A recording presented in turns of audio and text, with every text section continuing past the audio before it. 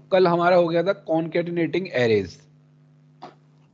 तो एरे को जब हम कॉन्केटिनेट कर रहे हैं तो क्या होता है, एक एरे दूसरे एरे के साथ जुड़ जाता है उसके एलिमेंट।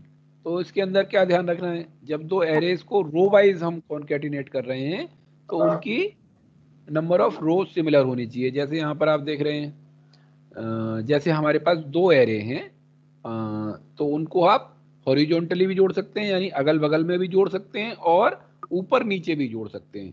तो अगर अगल बगल में जोड़ रहे हैं तो हॉरिजॉन्टल हो गया, रो वाइज कॉन्केटिनेशन हो गया। अगर ऊपर नीचे जोड़ रहे हैं तो वर्टिकली जोड़ रहे हैं तो कॉन्केटिनेशन कैसा हो गया, कॉलम वाइज हो गया। तो यहाँ पर अगर एक्सिस 0 है, वही बात उन्होंने कही है, तो by default the concatenation of the arrays happens along axis equals to 0। तो बाय डिफॉल्ट कैसे होता है, रो वाइज होता है, यानी अगल बगल में जुड़े जाते हैं आगे पीछे। अगर आपने एक्सिस को बंद दे रखा है तो फिर क्या होगा,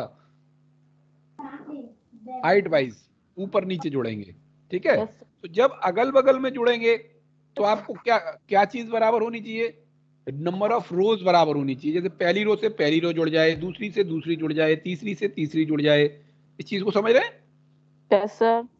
और जब हम x इज इक्वल टू 1 कर देते हैं, यानी कॉलम वाइज कॉन्केटिनेशन हो रहा है, तो पहले कॉलम दूसरे कॉलम से जुड़ जाए, तीसरा दूसरा कॉलम दूसरे से जुड़ जाए, और तीसरा तीसरे से जुड़ जाए, चौथा चौथे से जुड़ जाए, तो नंबर ऑफ कॉलम्स बराबर होनी चाहिए। तो ये इसी तरह से यहाँ पर देखिए दो एरे दिए हैं। पहला एरे हमने लिया एरे 1 और इसको क्रिएट किया numpy डॉट एरे से, एक 2 डायमेंशनल एरे क्रिएट किया है। देखिए नेस्टेड लिस्ट है, 10 20 -30 40 एक एरे क्रिएट हो जाएगा। फिर एक दूसरा एरे क्रिएट किया है जीरोस का, उसका साइज लिया है 2/3। तो इस जो ऊपर जो एरे बना है एरे 1, उसका साइज क्या है,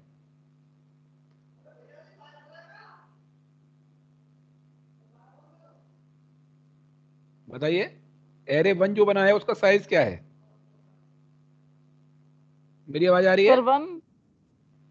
साइज साइज कितनी रो है कितने कॉलम है इसमें जो सेलेक्ट हो रही है लाइन? सर एक मिनट, 3/2।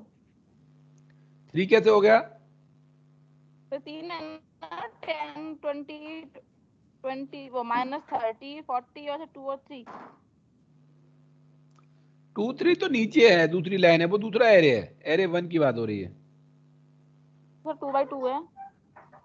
2/2 तो कितने रो हैं, 2/2। और कॉलम भी 2 हैं। एक दूसरा एरे बनना है, यस। इसका नाम है एरे 2, और एरे 2 में लिखा हुआ है np डॉट जीरोस 2/3। तो जीरो वाले फंक्शन में हम क्या पास करते हैं, कितनी रो और कितने कॉलम। तो इसमें रो और कॉलम कितने हैं? सर 1 रो है सर और 2 कॉलम है। अरे जीरो फंक्शन भूल गए? जीरो फंक्शन क्यों यूज होता था, देखो अभी दोबारा से बताते हैं। जीरो फंक्शन यूज होता था अगर हमें कोई ऐसा एरे बनाना है जिसमें सारे एलिमेंट कैसे हों, जीरो हों, तो हम उसमें साइज पास कर देते थे, उतनी रो और कितनी रो और कितने कॉलम, तो उतने अच्छा जीरो सर, से बच जाता मतलब था। दो दो, हाँ सर 2 रो और सर 3 कॉलम। तो पता याद आ गया हाँ है सर। इतनी सी बात थी। ठीक है, थोड़ा थोड़ा दिमाग तो से। ये हमने लिखा इम्पोर्ट नंपाई। तो अगर नंपाई। इसके अंदर नंपाई होगी तो थोड़ी देर में यहाँ पर क्या आ जाएगा, 3 ग्रेटर देन के साइन आ जाएंगे, अदरवाइज एरर आ जाएगी। अगर यस। क्योंकि आज ये सिस्टम आपका चेंज हो गया है, स्कूल वाला सिस्टम नहीं है, ये मेरा पर्सनल लैपटॉप है। तो इसमें देखो अभी, हाँ, यानी ग्रेटर देन साइन आ गया, इसका मतलब इंपोर्ट हो गई सक्सेसफुली, इसके अंदर नंपाई लाइब्रेरी थी। तो अगर हमें कोई एरे बनाना है, मान लो A1 बनाना है, तो A1 equals to NumPy dot zeros, row. Zeros लिख दिया। और अब फिर यहाँ पर देना कितनी रो बनानी है, कितने कॉलम बनाने हैं, 3,5 दे दिया। 3/5। तो क्या होगा, 3 रो 5 कॉलम का एक ऐसा एरे बन जाएगा।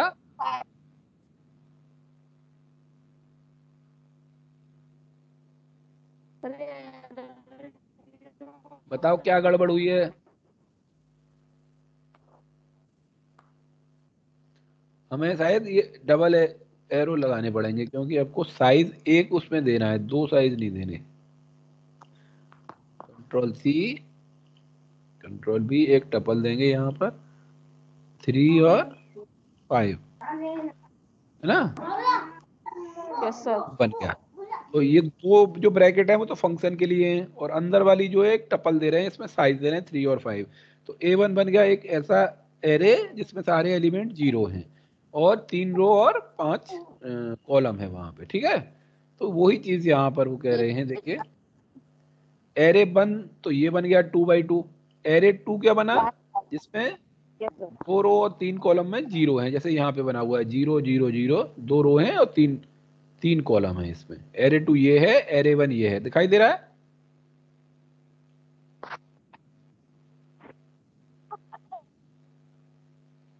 फिर इसकी एरे शेप नाम से इसके नंबर ऑफ रोज और कॉलम निकाले भी गए हैं। एरे डॉट शेप में क्या आएगा 2,2। एरे 2 डॉट शेप में क्या आएगा 2,3। यहां तक कोई डाउट? No sir. हाँ, तो अब ये कह रहे हैं कि मान लो इसको हम रो वाइज जोड़ें, तो रो वाइज जोड़ेंगे तो इसमें 2 रो हैं और इसमें 2 रो हैं, ठीक है। एक रो और 2 रो, इसमें भी 2 रो हैं, तो ये रो वाइज आसानी से जुड़ जाएंगे। लेकिन अगर कॉलम वाइज इसको जोड़ेंगे तो ये इसमें देखो, इस कॉलम के नीचे ये 0 0 आ जाएगा, फिर 20 40 के नीचे ये वाला 0 0 आ जाएगा, लेकिन ये तीसरा 0 0 किसके नीचे आएगा, इसलिए ये कॉलम वाइज नहीं जुड़ पाएंगे। ये कैसे जुड़ पाएंगे? हाँ, तो जब हमने लिखा np dot concatenate array 1 comma array 2 x is equal to 1, तो x इज इक्वल टू 1 से कैसे जुड़े ये एक्चुअली कैसे जुड़ गए, ये आगे पीछे जुड़ गए एरे इक्वल टू 1 से। आगे पीछे मतलब एक रो के पीछे दूसरी रो जुड़ गई, ठीक है, x इज इक्वल टू 1 से। तो इसको हम x इक्वल टू 1 बोल दिया। जब x इज इक्वल टू 0 कर रहे हैं तो कैसे जोड़ेंगे, ऊपर नीचे जोड़ेंगे, रो के नीचे रो आएगी। अभी कॉलम के पीछे कॉलम आ रहा है, तो रो के नीचे रो आएगी, तो ये कॉम्पेटिबल नहीं है ये वाले, क्योंकि इसमें 2 रो हैं, इसमें 2 कॉलम है, इसमें 3 कॉलम है। समझ में आया? Yes sir. तो मान लीजिए हम प्रैक्टिकली करके देखें, तो ये हमारी पाइथन आ गई और एक हमारा बना हुआ है। एक और बनाते हैं, A2 equals to numpy dot array, ठीक है। और यहाँ पर एक लिस्ट कर देते हैं 1 2 3 एक एलिमेंट, 4 5 6 2 एलिमेंट, 7 8 9 3 एलिमेंट, और इसको बंद कर दिया। और फंक्शन भी लगाना पड़ेगा एरे। समझ में आ रहा है? तो कैसा एरे बनेगा A2? A2 कैसा एरे बनेगा, साइज क्या होगा उसका? Sir 3x2। हाँ नहीं सर 3x3। हाँ, तो A2 डॉट शेप से साइज पता चल जाएगा। A2 डॉट शेप से क्या, A2 का साइज पता है क्या आएगा 3x3। शेप क्या है, शेप फंक्शन नहीं है, शेप क्या है एट्रीब्यूट है। तो इसके लिए ब्रैकेट नहीं लगाएंगे, केवल शेप लिखेंगे A2 डॉट शेप 3x3। ये लिखा A1 डॉट शेप, A1 की शेप कितनी है सर 3x5। 3x5, ठीक है। फिर एक बार फिर से मैं A1 को प्रिंट करा के दिखा रहा हूँ। ये A1 है जिसमें सारे एलिमेंट 0 हैं और क्या है 3 रो है 5 कॉलम है। 5 मैं कॉलम है, A2 प्रिंट कराता हूँ, A2 ये है। अब मैं चाह रहा हूँ इसमें 3 कॉलम है, A1 और A2 कॉन्केटिनेट हो जाएं। तो कैसे करते हैं कॉन्केटिनेशन, देखो कौन सा फंक्शन यूज करेंगे, np डॉट कॉन्केटिनेट, और इसमें जिनको हम कॉन्केटिनेट करना चाह रहे हैं उन दोनों एरे का नाम दे देंगे। अब लिखेंगे यहाँ पर numpy डॉट कॉन्केटिनेट, और इस फंक्शन में क्या लिखेंगे A1 A2 A1 A2 करेंगे यहाँ पर। तो बाय डिफॉल्ट एक्सिस की वैल्यू क्या होगी 0, 0 होगी तो एक कॉलम नीचे से जुड़ेगा ये, तो नीचे से जुड़ेगा तो ऊपर वाले में 5 कॉलम है, नीचे वाले में 3 कॉलम है, क्या आ जाएगा एरर एरर आएगी। क्या कह रहे हैं? Value error. All input array dimension for the concatenation axis must match exactly, but along dimension 1 the array at index 0 has size 5 and array at index 1 size 3। एक में 5 कॉलम है, एक में 3 कॉलम है, इसलिए ये नहीं हो पाएगा। तो हमें क्या करना पड़ेगा इसमें? चेंज। ये वाला तो हो नहीं सकता, मतलब रो वाइज नहीं हो सकता, फिर हमें कॉलम वाइज करना पड़ेगा, मतलब 2 कॉलम। कॉलम वाइज करना। हाँ, उसके लिए क्या करना पड़ेगा? x is equal to 1। By default आपका x इज इक्वल टू क्या होता है? 0 होता है। कंट्रोल 0 होता है सर।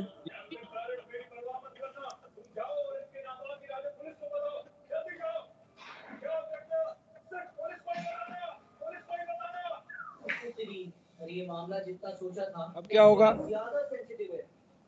5 0 के बाद 1 2 3 और आ जाएगा। 1 2 3 और आ जाएगा। ठीक है, समझ में आया? सही रो वाइज तो जुड़ गए। नहीं, ऐसे रो वाइज तो है, कॉलम के पीछे कॉलम जुड़े ना, 1 कॉलम 2 कॉलम 3 अच्छा कॉलम 4 कॉलम कॉलम वाइज 5 जुड़े। कॉलम। Okay sir. वैसे देखें तो रो से रो जुड़ी है ना? हाँ यस सर, यस लेकिन सर। कॉलम के पीछे कॉलम जुड़े हैं, इसलिए एक्सिस 1 कर दिया। अब इसमें जब कॉलम वाइज जोड़ते हैं तो क्या बराबर होना चाहिए? वो बराबर होनी चाहिए। और रो वाइज जोड़ते हैं तो कॉलम बराबर होनी चाहिए। कॉलम बराबर। अब हम पहुंच गए हैं नेक्स्ट टॉपिक पे। इसका नाम है रीशेपिंग एरेज। शेप का मतलब क्या है? कि कितने रो और कितने कॉलम हैं। मान लीजिए किसी एरे में 3 रो, जैसे इसमें है, ये जो एरे बनाया था इसमें कितने एलिमेंट है? देखिए 3 रो और 8 कॉलम। अगर हम इसका साइज देखें, शेप देखें तो कितना है? 3/8 है। दिखाई दे रहा है? 3/8। Yes sir. टोटल एलिमेंट कितने हो गए इसमें? सर 3/8 है सर। 3 रो और सर 8 कॉलम। 8 कॉलम। तो अगर हम 4/6 कर दें, किसी एरे का साइज 4/6 हो तो कितने हो जाएंगे? तो 4 रो हो जाएंगे सर, 6 कॉलम हो जाएंगे। एलिमेंट कितने होंगे टोटल? एलिमेंट तो सेम रहेगा ना सर, हम रो सेम कॉलम में रहेंगे। तो डिवाइड। तो अगर इनको ऐसे कर दें, इसी एरे को हम रीसेप कर दें इन्हीं एलिमेंट को यूज करके, यानी पहले 6 ले लें, फिर दूसरे में 6 ले लें, फिर तीसरे में 6 ले लें, फिर चौथे में 6 ले लें, तो इसका साइज चेंज हो जाएगा, शेप चेंज हो जाएगी सेम एलिमेंट से। तो उसको बोलते हैं same reshaping, element reshaping arrays. Array. तो देखिए, we can modify the shape of an array using the reshape function. तो इस एरे। शेप को चेंज करने के लिए कौन सा फंक्शन यूज होता है? रीसेप। तो same. reshaping an array cannot be used to change the total number of element in the array। तो रीसेप से total number of element change नहीं होंगे, केवल उसकी शेप चेंज हो जाएगी। So attempting to change the number of element in array using reshape result in an error. अगर आप नंबर ऑफ एलिमेंट चेंज करेंगे तो एरर आ जाएगी। तो देखिए एरे 3 आपको दिख रहा है। एरे 3 कैसे बनाया? np.arange 10,22। arange फंक्शन क्या करेगा? इस अरेंज फंक्शन तो उसमें चेंज होगा ना सर? arange फंक्शन क्या करता है? एक लिस्ट रिटर्न करता है स्टार्ट से लेकर एंड एंड -1। तक। हाँ, एंड तो 10 माइनस से तक लेकर 21 तक की एक लिस्ट, एक 21 एरे तक रिटर्न कर देगा। लिस्ट करेगा। हाँ, तो ए रेंज एक एरे भी बना देता है। तो रेंज फंक्शन करता था ये काम, और ए रेंज लगा देते हैं तो वो लिस्ट की जगह एरे रिटर्न एरे कर बन देता है। तो जाता देखिए है। क्या आ एरे गया? बन 10 जाता है। 11 12, 10 से शुरू हुआ और 21 तक ये वैल्यू आ गई।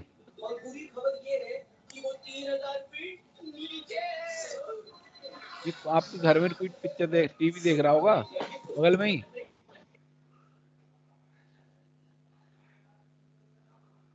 सर मेरे छोटे छोटे भाई हैं। हाँ, तो डिस्टर्ब तो होता होगा तुम्हें भी, तुम इधर ध्यान दो कि वहां पे ध्यान दो, है ना? ध्यान दे रही हूँ सर। चलिए। और सिद्धार्थ समझ में आ रहा है? सिद्धार्थ नहीं बोल रहे? Yes sir. हाँ, तो देखो एरे 3 में क्या किया हमने? ए रेंज फंक्शन से एक एरे 3 नाम का एरे बना लिया, तो ये एरे में ये वैल्यू आ गई, तो वन डायमेंशनल एरे क्रिएट हो गया एरे 3। और फिर क्या किया, अब देख रहे हैं एरे 3 में कितनी वैल्यू है। एरे 3 में वैल्यू है 1 2 3 4 5 6 7 8 9 10 11 12 12 वैल्यू हैं। लेकिन इसकी शेप क्या है, 1/12। Yes sir. शेप क्या है, 1 रो 12 कॉलम, 1/12 है।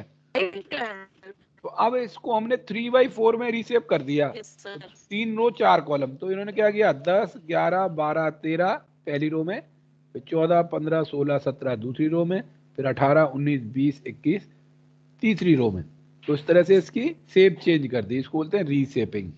ठीक है, अब देखो एक इसको प्रैक्टिकली करके देखते हैं। यहाँ पे आप देख रहे हैं ये आ गया, तो क्या करें, पहले एक एरे बनाते हैं, ऐसे ही बना देते हैं A3 नाम का एरे, और numpy डॉट ए रेंज, और यहाँ पे लिख देते हैं स्टार्ट वैल्यू। स्टार्ट वैल्यू हम करते हैं 20 और एंड वैल्यू कर देते हैं 50 और स्टेप कर देते हैं 5। चलो 5 कर देते हैं। तो क्या आएगा, देखो आंसर बताओ क्या आएगा। 20 25 30 35 40 45। Let's see the array 3. 20 25 30 35 40 45। 35 40 45। तो जो A3 बना, A3 का अगर हम साइज देखें, शेप देखें उसकी, तो क्या आएगी 1/6। 1/5। 6 तो क्यों 6 एलिमेंट है ना। क्यों? Oh sir sir sir sorry sir, हाँ सर। और जब वन डायमेंशनल एरे होता है तो केवल एक इंडेक्स दी जाती है। तो देखो 6 कॉमा लिखा हुआ है, इसका मतलब क्या है, वन डायमेंशनल है और उसमें 6 एलिमेंट हैं। ठीक है, यस सर। अब इसको हम रीसेप करना चाह रहे हैं 3 रो और 2 कॉलम में चेंज करना चाह रहे हैं। तो 3 रो में क्या होगा 20 25, फिर दूसरी रो में 30 35, फिर तीसरी रो में 40 45। तो क्या करेंगे Yes, sir. A3 dot रीसेप। अब रीसेप में आपको डिफाइन करना है कि इसके रो और कॉलम कितने होंगे। तो आप नंबर ऑफ एलिमेंट चेंज नहीं कर सकते, नंबर ऑफ एलिमेंट 60 रहेंगे। तो अगर आपने दे दिया 4,4 तो एलिमेंट कितने हो रहे हैं 16। 16 तो 16 तो थे नहीं, एलिमेंट तो 6 थे, तो एरर आ जाएगी। अगर हम 2 दे दें तो हो जाएगा सर। तो 8 है, 8 का है एलिमेंट। हाँ सर 8 भी नहीं है। अगर 3 दे दें तो इससे तो आएगी सर। हाँ, तो ये रीसेप हो गया। देखो 3 रो और 2 कॉलम का एक एरे बन गया, ये रीसेप हो गया A3। समझ में आया। Yes sir. एक और एग्जांपल दिया है उन्होंने, एरे रीसेप, इसको 3/4 से किया उसी एरे को, 1/12 को, फिर 2/6 से भी कर दिया है। इसी तरह से हम भी 2 बार कर सकते हैं। देखो हम कौन से और कर सकते हैं, अगर हम ऐसा कर दें A3 डॉट रीसेप और 2 3 कर दें, तो क्या होगा, 2 रो बन जाएंगी सर, इसमें, 2 रो बन जाएंगे, 3 कॉलम। तो क्या आएगा बताओ, पहली रो में क्या आएगा 20 25 30। ठीक है, सर तो ये रीसेप हो गया। नेक्स्ट टॉपिक है स्प्लिटिंग एरेज। एरे को, एक एरे को कई एरेज में स्प्लिट करना, ब्रेक करना, ये इसका एक तरह से कॉन्केटिनेशन का रिवर्स प्रोग्राम है एक तरह से, है ना। तो we can split an array into 2 और more sub arrays. numpy dot split splits an array along the specified axis. तो इसको भी हम, जैसे किसी एरे में 4 रो 5 कॉलम है, तो हम 2 रो को ऊपर ब्रेक कर रहे हैं, कॉलम वाइज भी कर सकते हैं, है ना, और रो वाइज भी कर सकते हैं। यानी अगर ये एरे बना हुआ है यहाँ पर, ये जो दिख रहा है, मेरा कर्सर दिख रहा है, यस सर। तो इसको आप Yes, ऐसे sir. भी काट सकते हो इस तरह से कि ऊपर की 2 रो ले लो और नीचे 3 ले लो, और ऐसे भी कर सकते हो, एक कॉलम इधर ले लो 3 कॉलम इधर ले लो। तो आप कॉलम वाइज भी इसको स्प्लिट कर सकते हो और रो वाइज भी कर सकते हो। समझ में आ रहा है। Yes sir.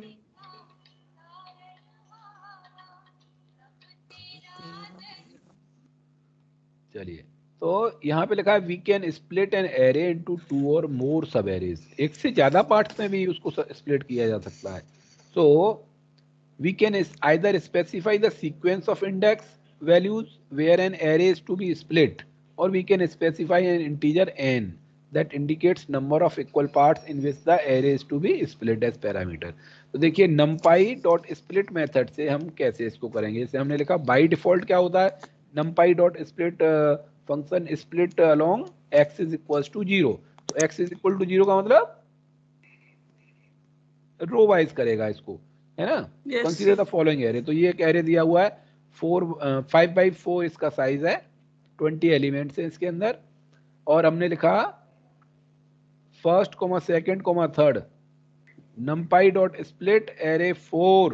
एरे 4 को कहां से किया, 1 और 3, यहाँ पे क्या दे दिया 1 और 3 पे स्प्लिट करना है। तो 1 का मतलब क्या हुआ, एक रो, नहीं 1 पे करना है और 3 पे करना है, तो एक रो ऊपर वाली निकल गई 1,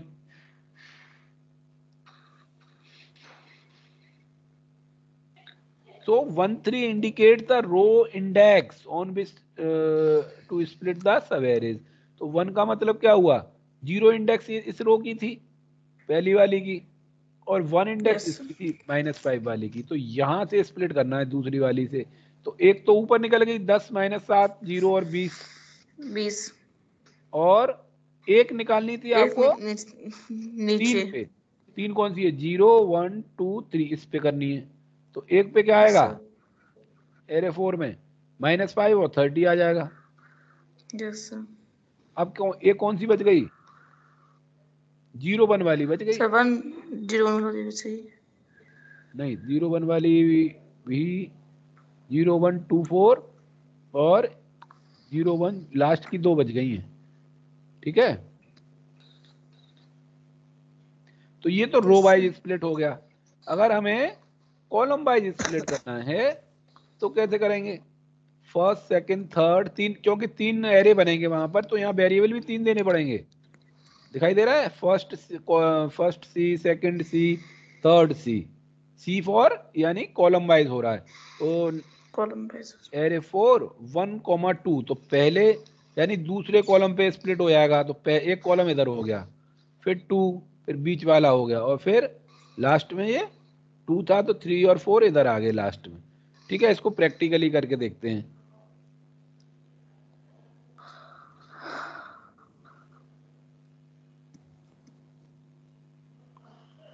चलो एक एरे बनाते हैं पहले और फिर उसको स्प्लिट करेंगे। तो हमने बनाया array A4 equals to numpy dot a range, और हम करते हैं यहाँ से 30, 50, 2। बताओ क्या क्या वैल्यू आएंगी, 30 32 34 36 38 40 42 सॉरी A2 नहीं है, A4 है, A4 है सर। हाँ ये हो गया। तो देखो कितनी वैल्यू आ गई, 1 2 3 4 5 6 7 8 9 10। अब हम A4 को क्या कर रहे हैं, A4 डॉट रीशेप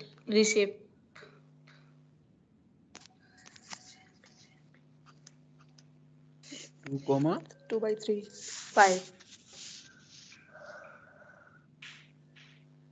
अरे रीशेप की स्पेलिंग गलत हो गई, शेप की स्पेलिंग गलत है सर। पहले तो A4 आएगा, A4 डॉट रीशेप 2/5। ये आ गया 2 रो और 5 कॉलम। अब हमको ये मान लो कैसे स्प्लिट करनी है, कॉलम वाइज स्प्लिट करनी है, तो लिखते हैं A4 डॉट, नहीं पहले क्या आएगा, numpy डॉट स्प्लिट। अब यहाँ पर देना पड़ता है एरे का नाम, तो A4। अब कहाँ से स्प्लिट कर रहे हैं, कॉलम वाइज, तो कॉलम वाइज हम कह रहे हैं इसको स्प्लिट करिए 1 से और 3 से।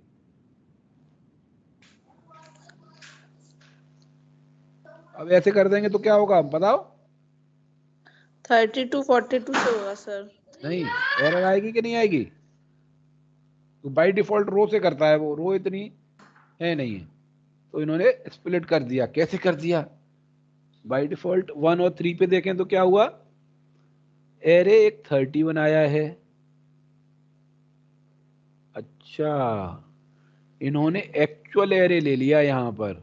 देखो क्या हुआ, इन्होंने यही वाला एरे ले लिया पहले वाला, क्योंकि रीसेप तो उसी फंक्शन के लिए हुआ था ना, ये वाला एरे ले लिया। तो हमने ये कहा था एक 1 पे कर दो, तो 1 कौन सा 32 माना जाएगा? 32 से पहले कौन सा हो गया 30? Yes sir. तो 30 का ये एरे आ गया। फिर हमने एक कहा था 3 पे, तो 3 कौन सा 36। 36 से पहले यस कौन सर। सा आ गया, दूसरा पार्ट ये हो गया। और बाकी कौन सा आ गया, तीसरा पार्ट 36 था ही, तो 36 से सर लेके 48 तक तीसरा हो गया। ये वाला कर दिया। रीसेप को नहीं माने। रीसेप को कब मानेंगे ये, जब हमने किसी किसी में इसको असाइन किया होता। जैसे हम कर देते, देखो अब दोबारा से कर, A5 R1 नाम का एरे बनाएंगे, ठीक है। R1 equals to numpy dot arange, ठीक है। Yes sir. 33 63 73 और 3। R1 को देखा क्या आया, R1 में 33 36 39 ऐसे आ जाएंगे, ठीक है। अब हम कर रहे हैं R2। R2 एक एरे आएगा, R2 equals to R1 dot रीसेप। समझ में आ रहा है? Yes sir. अब कितने एलिमेंट है वो काउंट कर लेते हैं। 1 2 3 1 2 3 6 6 3 9 9 3 12, तो 14 है ना। 14 में तो फिर 7 ही लेने पड़ेंगे, तो 7, 2 कर देते हैं। R2 इस तरह का आ गया। तो 7 रो हैं इसमें और 2 कॉलम हैं। 2 कॉलम। तो अब R2 को हम कैसे करेंगे, numpy डॉट स्प्लिट, ठीक है। एरे का नाम R2, फिर स्प्लिट कैसे करना चाह रहे हैं हम,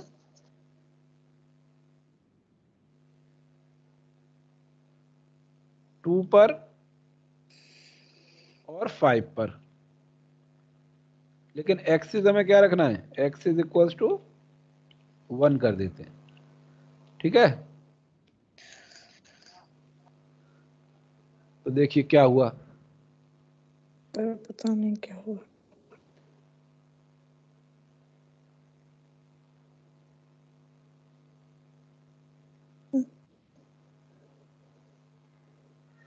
सेवन जीरो, ये तो एज इट इज आ गया। 33 36 39 42 45 48 एज इट इज आ गया। फिर उन्होंने कहा एरे क्या आया, एरे आया आपका एम्प्टी एरे आया। इससे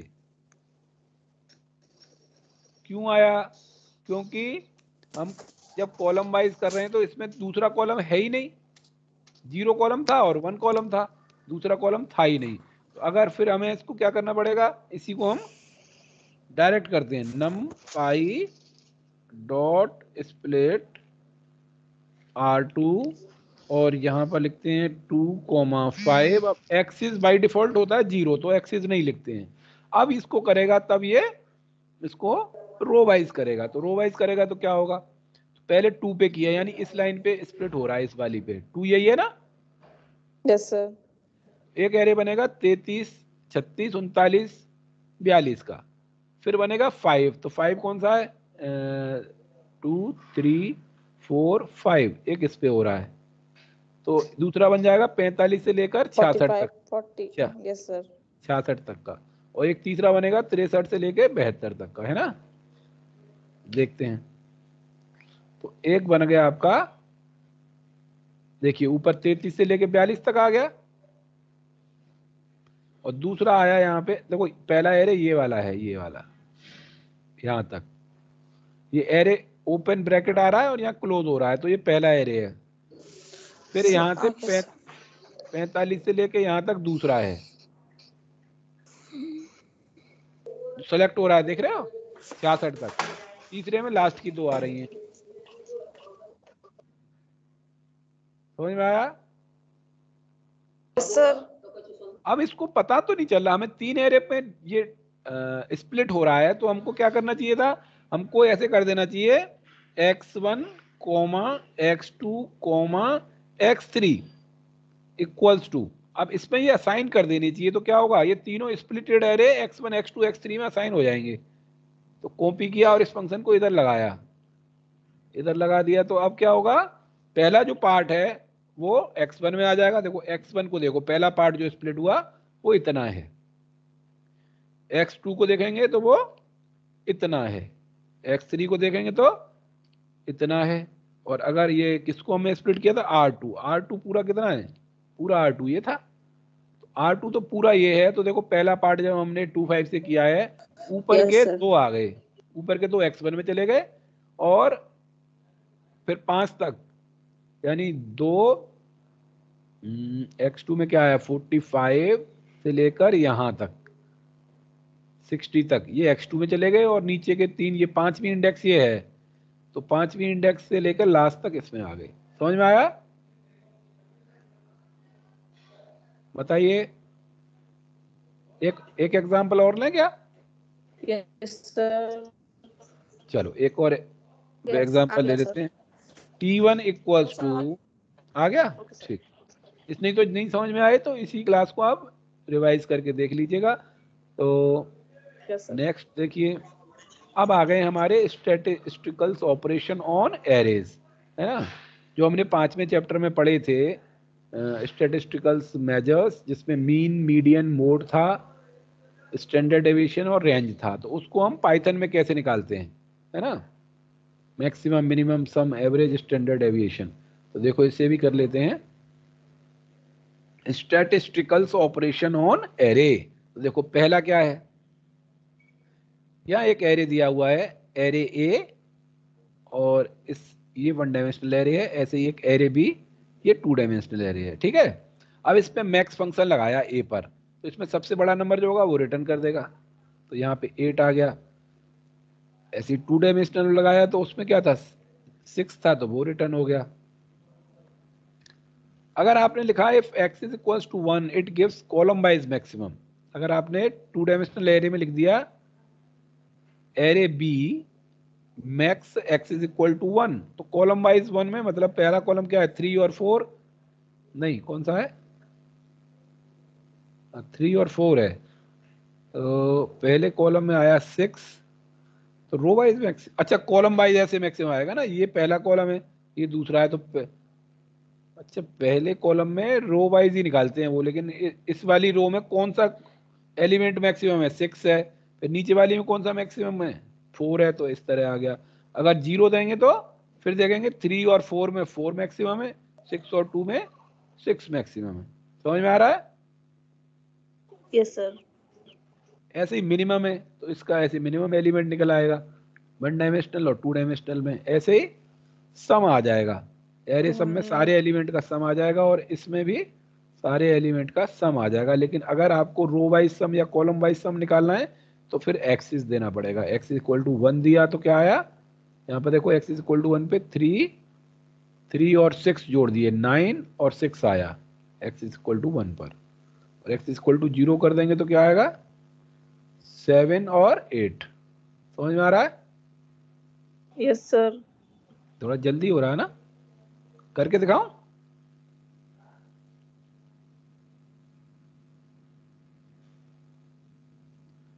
बोलो, A1 को प्रिंट किया, A1 ये है, A2 को प्रिंट किया, A2 ये है, A2 देखते हैं।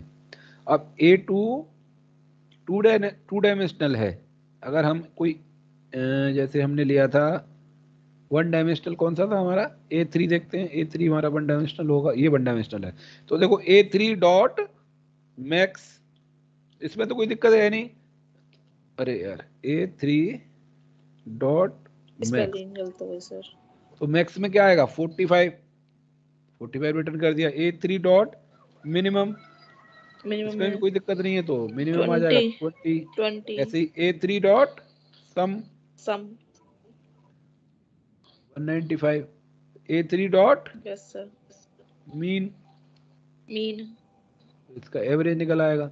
तो इसमें वन डायमेंशनल में तो 3.25. कोई दिक्कत नहीं है, लेकिन अगर हम इसकी बात करते हैं A2 की, तो A2 हमारा इस तरह का है। तो A2 में अगर हम लिखते हैं A2 डॉट मैक्स, अब यहाँ पर एक्सिस दे रहे हैं, एक्स इज इक्वल टू 0, तो 0 में क्या होगा, अब ये कॉलम वाइज मैक्सिमम निकालेगा। तो कॉलम वाइज मैक्सिमम क्या है, एक्स इज इक्वल टू 0।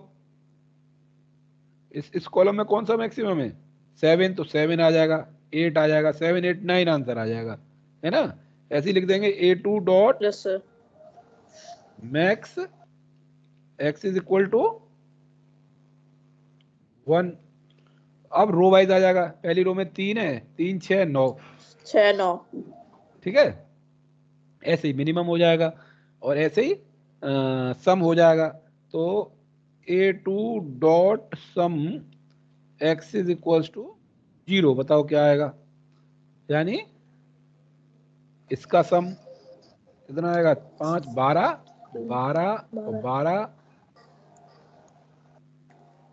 12 और 15 और 18, 15 18. ठीक है।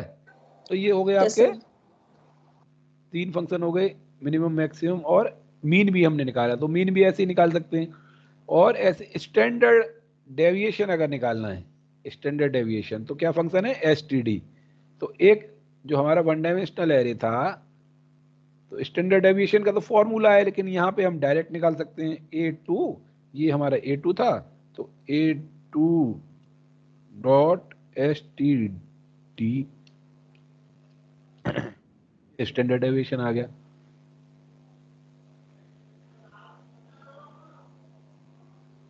इसमें भी अगर रो वाइज स्टैंडर्ड डेविएशन निकालना है तो रोज का आ जाएगा, फिर कॉलम वाइज निकालना है तो कॉलम्स का आ जाएगा। तो ये थे हमारे स्टैटिस्टिकल फंक्शन। तो कौन कौन से फंक्शन देखे हमने, एसटीडी फॉर स्टैंडर्ड डेविएशन, और mean for Reshaping, mean, then sum, maximum, sum, minimum, ये maximum, 5 फंक्शन minimum, पढ़े हैं। Maximum, minimum, sum, mean sum, और mean, STD. staticity. Last topic है इस चैप्टर का, लोडिंग एरेज फ्रॉम फाइल्स। तो अगर आपकी फाइल में, आपके कंप्यूटर में कहीं एरे है या कोई CSV फाइल बनी हुई है, वहाँ से डेटा लोड करके एरे बनाना, तो ये भी कर सकते हैं। और इसके लिए फंक्शन है लोड txt। अच्छा, इसको पढ़ लेंगे, चलो, वैसे इतने काम का नहीं है, लेकिन क्योंकि सिलेबस में है तो कल वाली क्लास में इसको कंप्लीट कर लेंगे। आप इसकी एक्सरसाइज कर लेना, क्योंकि मेन जो टॉपिक्स थे वो हो ही गए हैं। इसमें बस लोड करना, कैसे Yes, कंप्यूटर में sir. कोई फाइल है, CSV फाइल है या और कोई फाइल है, वहां से डेटा लेकर उसको एरे में लोड करना, ये पढ़ना है।